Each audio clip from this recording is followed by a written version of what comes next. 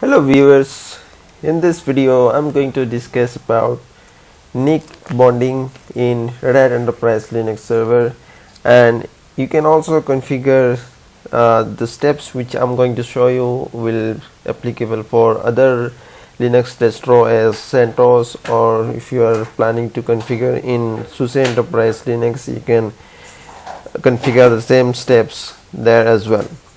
Okay, so first of all, what is Linux bonding? So Linux NIC bonding, it would be more appropriate if I say. So in real time scenario, if you guys are using a physical system, and in physical system you would have your hardware attached to the system, right? Like motherboard, hard disk, and your NIC interface and other important hardware attached to a system like HBA to connect with your SAN storage, right? So when you purchase for a new hardware, default there is a Ethernet card comes with the hardware, and usually it will have a 2 port of card, and sometimes you can have 4 port of card as well. So it is basically it is used for to fault tolerance or load balancing. So why it is? Because for example, you have one Ethernet card attached to your system and one interface is goes down for some reason, and if that port is faulty or something bad happened to that Ethernet, so your connectivity would be lost for that servers, and you won't be able to access the server because you are accessing that server via internet or via network only, right? So if that interface is down, you won't be able to access it and access that server. And in production environment, it is very much recommended because you need your service to run 24/7 and 100% uptime. So in that scenario, it is very much recommended to configure NIC bonding. Okay, so there is another terms, or there is another you can say there is name, you can say is NIC teaming. Okay, so it is also called NIC teaming, but don't confuse what is NIC teaming and NIC bonding, because NIC teaming is basically Windows terminology and Windows type of NIC teaming. Okay, it is kind of the same thing which we do for bonding, but we don't call NIC teaming in Unix, so we call as bonding here. Okay, so it is the same thing. So let me show you the mod. What are all the types of mod we have in NIC bonding? Okay, so there is one file here I just updated here, and let me open that file. Okay, so here you can see there are types. So you can see there are 7 mods we have, which is available for NIC bonding, and if you would like to configure, you can configure it. And basically in production environment currently we mostly use these 2 mod. The first one is mod 0, which is balance round robin, okay, and which is also called as load balancing, and the other one is mod 1, which is active passive. So if you have a 2 interface and one interface is goes down, then the other interface will active. So once at a time one interface will active. Okay, and mod 0 mod, you would have both the interface up, and it will act the active mod, and your both of the interface will provide the data will flow from both the interface. So these are the 2 difference, and if you would like to know more about those other mods like mod 2, 3 and so on, there is one site called Unix foonblogspot.com. You can go to this site. Here it has explained very good about other modes, and also if you would like to know more, you can just Google it. There are many articles which explain about these modes. Okay, so for now I'm just going to show you this two mode, which is basically we use in our environment and most of our environment. Okay, so I have two Ethernet card in my system. So let me just take a different window and I just increase the font size, and if I do ifconfig, and here you would be able to see there are two interface. One is ETH0 and other one is ETH1. So there are two interface, it is attached to your system, and you can also check what are the device are attached to our system. You just have to do lspci, and once you run that, and you can grep it for your Ethernet. If you just wanted to check for the specific Ethernet or HBA or something like that, then you just grep it for Ethernet. And here you can see there are two Ethernet which is attached, and both are virtual Ethernet. Since I'm using a virtual environment here in VMware, so those are virtual environment.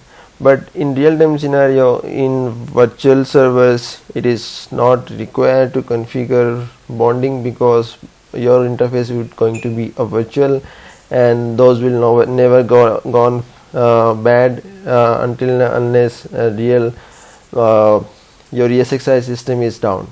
So in virtual environment it is not required. So I'm just showing this video for your understanding purpose. When you will have a situation and you would have a physical system, you can configure in a similar way. Okay, so these are the two interface, and let me just show you how I have configured it. So let me go to this location first, which is in /etc sysconfig network script.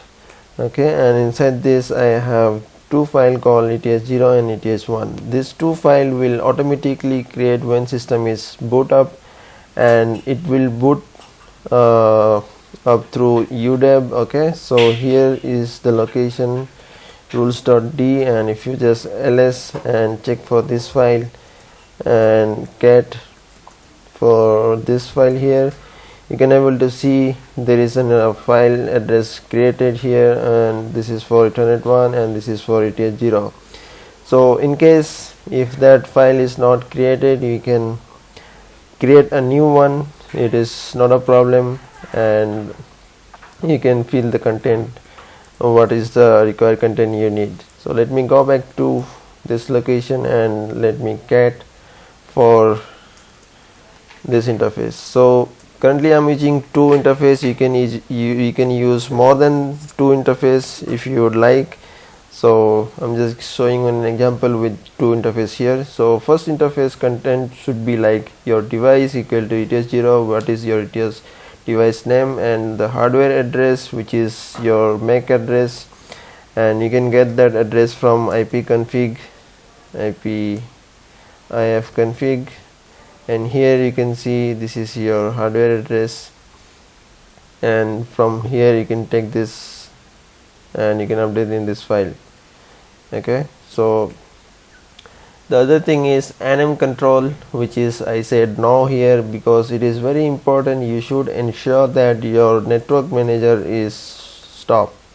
Okay, so if this service is running, this will cause a lot of problem. This can change your resolve.conf file name server entry. So you need to ensure that that network manager is stopped and it is in switch off mode. Okay, so just let me confirm the service whether it is switch off or not, and minus list, so I can see it is all off. So, and here also I have mentioned it is no, so I'm not going to use network manager. And onboard equal to yes, which is simply means when your system reboots and system will come up, default your interface will start or not. So this is also a very important option you have to specify. Otherwise, if you reboot the system and if you say no, then you won't be able to log into your system through PuTTY, and you would need to log in from your console. If you are using VMware, you have to log into vSphere client, or if you are using physical system, Blade, IBM or HP or whatever, you have to log into those console. So please ensure this is equal to yes, and boot port equal to none. I have mentioned there are two more options you can specify. One is DHCP. If you are using a DHCP IP, just mention DHCP and it will fetch the IP from DHCP server, and you can also specify static if you are using a static IP here. And master equal to bond, because this is a file which is going to be act as a slave interface for master, and the master is going to be a bond 0. So that's why I have to specify master here, and this is a slave, yes, equal to yes, that's why I have mentioned here, and also it is a return type. And if I get for the ATS1, you can see the same information here, and this is similar, so you should have the same content. And let me now show you the file called bond0. And in bond0 you have to create this file, because default this file will not available inside this location, but you need to create a file. So once you create this file, you have to specify the location like this, content like this.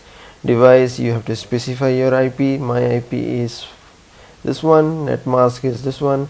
Instead of like this, you can specify, for example, now your IP segment is 24, right? So you can directly configure like this also, CFG bond 0, and instead of net mask, you just delete that net mask, and in IP address you can specify /24, right? Like this also you can specify. So this is one option I just wanted to show you, but for now I'm just going to use like this. Net mask gateway, you have to specify. I think gateway is wrong. Let me ping the gateway and see whether it is pinging or not.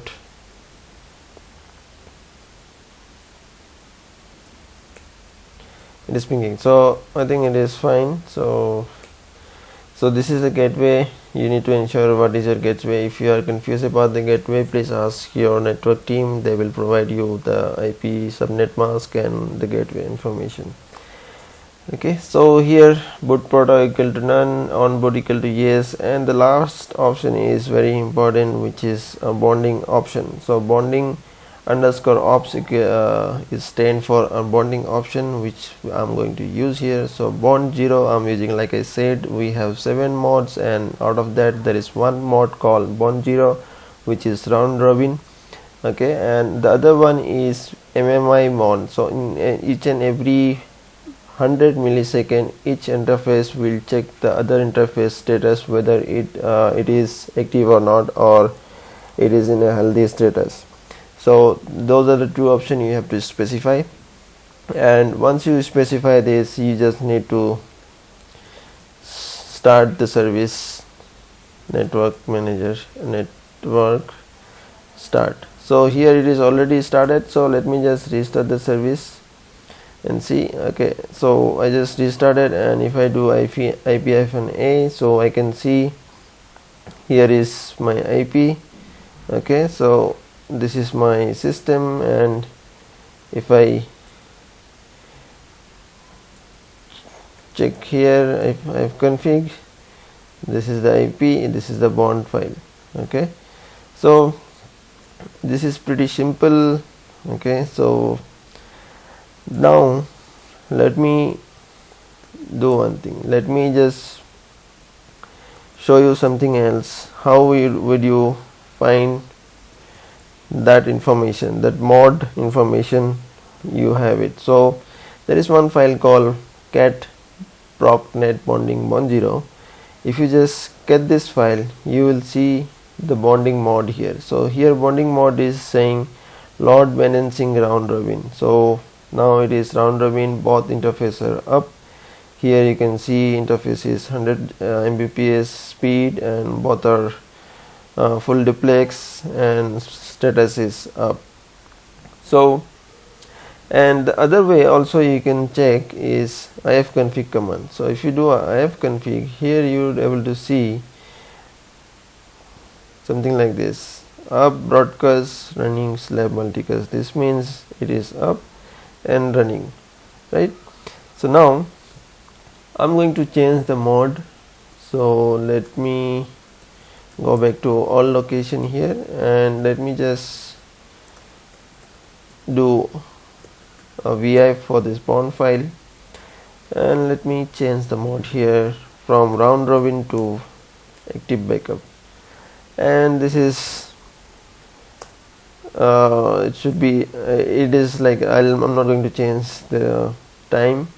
And you can also specify something like primary equal to ETH0. So you can specify which is your primary interface is going to be now.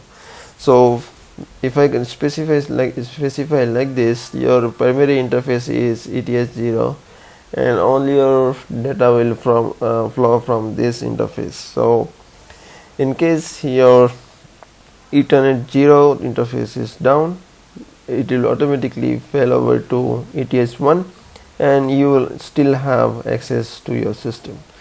So let me just change that and restart the service.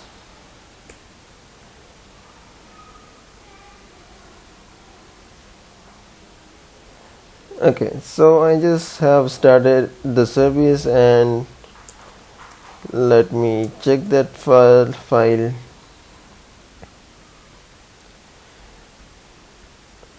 Cat etc cat procnet bonding 10, and if I get this file, now I can see here the bonding mode is active backup. So the mode is changed now, and now you can see it is active backup and both the interface are up status, but currently data will going to flow from this interface only, right, like I mentioned in the bonding file. So this is one option. So this is the configuration, this is it. You don't need to do anything else apart from that. You probably thinking there is option called etc mod prob d, and inside this you need to specify your content, right? So there is one file called modprob.conf which I have created. It wasn't there earlier, okay, and you need to configure, you need to specify configuration like this: alias bond 0 and option here. So this is also can be done, but in RHEL 6 and above it is not required. So earlier version of RHEL 6 like RHEL 5 or RHEL 4, you need to specify the option like this, but in RHEL 6 it is not required.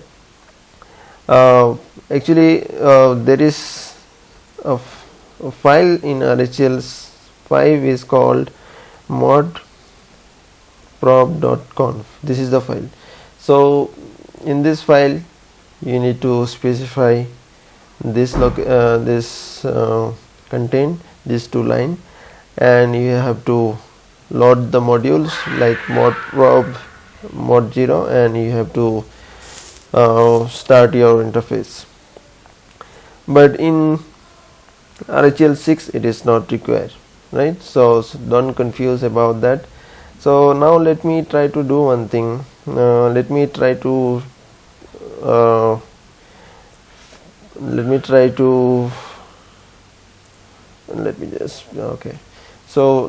try to bring down one interface and see whether I can able to still access my system or not. So I'm just pinging localhost, which is let me ping this IP only. So 196.169.128.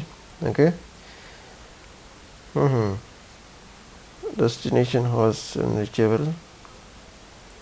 What is wrong? Okay, let me see the gateway. Looks like the gateway is up, but for some reason it is unable to ping. IFCFG bond 0, and let me change this to 2. I think the gateway is 2. Let me try to restart the service again, and it is on the way to restart my service. And let me just ping the IP now. Okay, it is giving the same thing, and it's that -rn ping. It is pinging, but I'm unable to ping this IP. Let me try to ping the host name. Okay, is this the right IP? Let me see. Okay, sorry, it is 198 here, it is mentioned, that is why. So I need to change it to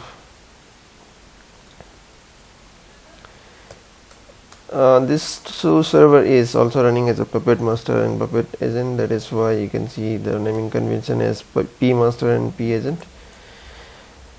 Okay, let me now ping.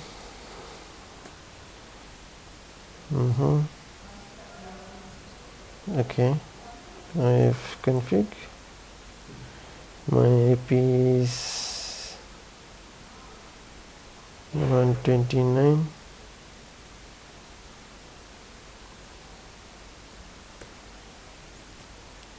Ping, insert. Okay, now it is pinging. Fine. So now my IP is 129, and I just ping for this IP and see whether it is accessible or not. And let me try to bring down one interface. So currently in this file there is two interface, ETS0 and ETS1. So primary is in ETS0, both are up. So let me bring it down one. I have done ETS0, and let me try to check the ping. Ping is still there, so there is no interruption, and server is still accessible. Okay, so here also I can check, it is still accessible, and I can able to access the server. And now if I do same thing, I have config and see the status. You won't see the status here for ETS0. ETS0 is gone, and also here in procnet bond0, here also I cannot see that ETS0 information, and now the ETS1 is active and running up. Okay, so this is how you have to do. You can test your interface whether it is working or not. And let me just bring up the interface again, and let me just check whether it is came up or not, and you can see here it is came up. So that is the main reason we use IP bonding, guys. So please try your IP bonding in your system, and this is just for a test in VM machine I have showed you, but in real-time scenario in VMware it is not required. So for physical system, please configure bonding, and it is very useful. And please let me know if you have any doubts when we configure and you are unable to do anything, you stuck somewhere, please let me please write your doubts in my comment section. I will try to get back to you.